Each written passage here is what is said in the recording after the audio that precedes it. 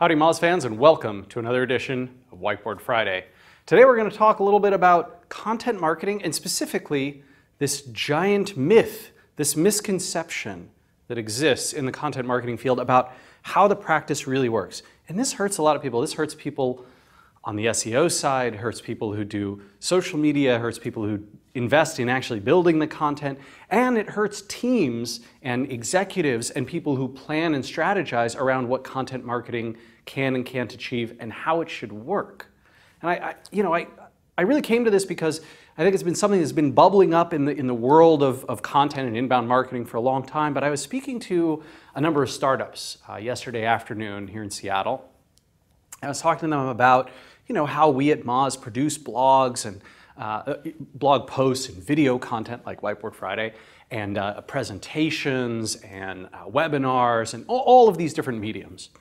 I got this question like, okay, so it must be the case, right? Like how do you put out a blog post, Rand, that once you launch it, once people read it, they're actually going to go and buy from you? And I had this moment of, oh my God, this happens all the time. People think that the reason you're putting out content is so that someone will consume that content and be inspired from it to go and make a purchase. So this is how the myth works, right? Step one, oh yeah, ta-da, I created this amazing piece of content. Look, it's got lovely parallax scrolling in it, responsive design and beautiful graphics and a lovely layout, fantastic content. Wow, all right. People are going to download that. They're going to share it. They're going to love it. Step two, thankfully, people are thinking about this at least. All right, I'm going to go tweet and Facebook share and put it on Google+. I'm going to point a bunch of links to it. I'm going to put it on my LinkedIn account. I'll promote that content through all of these platforms. And then look at these hordes of people right there. Not the most attractive horde, a little gangly. But wow, that's really good. We should sign up for whatever these people are selling. It must be amazing, right? The visitors who experience the content, and then some percent of them, right? Like, maybe 2% are going to go and convert. This doesn't happen, does it? This is not actually how content marketing works, but it's how a lot of people invest in and think about content marketing. But it almost never happens. With a few rare exceptions, this is not how content marketing really works. How it actually works is you repeat step 1 and 2 many, many times, again and again and again and again, until you start to get good at the process. Until you start finding the piece, the XYZ, the piece of amazing content that really is going to resonate with your audience. And that takes a lot of trial and failure. It really does. And step 3 is entirely a myth. It is almost never the case, practically never the case, that someone goes, experiences a piece of content from a brand they don't know about or haven't heard of, or experiences that content for the first time and then immediately goes, I wonder what they sell. I should buy whatever that is. Or even sees, kind of a plug or a pseudo plug for the content, for their product inside that content and goes, yes, you know what, I'm just going to buy that right now. That almost never happens. What really does happen is that people come many, many times, right? They essentially grow this memory about your brand, about what you do, and they build up kind of what I'd call like a positive bank account with you, right? But that bank account, there's not coins and money in there. There's experiences and touches with your brand. And those content touches and those social media touches and those touches that come through performing a search and seeing you listed there, those build up the capital in the account. And once you reach a certain level of memory and a positive association about the brand that you've experienced all these things through, you might, when you have the need for the product or the service or whatever it is they're offering, then you might remember to sign up with them. Or you might perform a search query, and because they've done all of these things, they're more likely to have grown their rankings and their authority, and possibly to be personalized in your personal search results, right? You might that brand might show up higher because you've had lots of interactions with them. And so because of that, then you make that purchase with them. As a result of this mythology, a ton of people who invest and teams who invest in content marketing fail to properly plan for the required time and effort needed, right? And that's hugely costly because it means that a ton of pressure sits on the content marketer and the social media marketer and the SEO, oftentimes one person or a very small team of people, right, who all do inbound marketing together. And you don't have the budget or the bandwidth or the belief from your executives or your client, if you're being hired as an agency, to get to where you need to get to.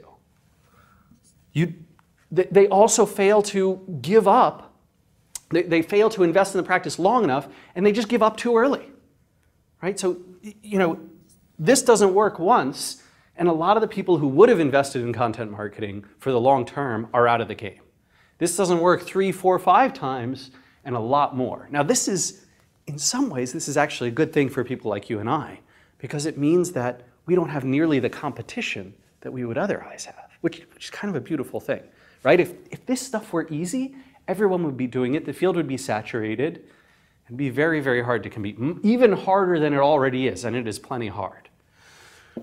A lot of these folks fail to consider SEO properly, because what happens is they think of content marketing almost like it's a viral effort, right? It's just going to spread. We're not worried about where we might rank in search engines with this stuff or whether this helps our search rankings for other things. And so they do a few things that are really dumb, right? They don't take this piece of content and put links to potentially relevant stuff on their site inside there, and they don't internally link to it well either. So they've almost orphaned off a lot of these content pieces. You can see many people who've orphaned their blog from their main site, which of course is terrible. They'll put them on subdomains or separate root domains so that none of the link authority is shared between those. They don't think about sharing through Google Plus or building an audience with Google Plus, which can really help with the personalization, nor do they think about using keywords wisely.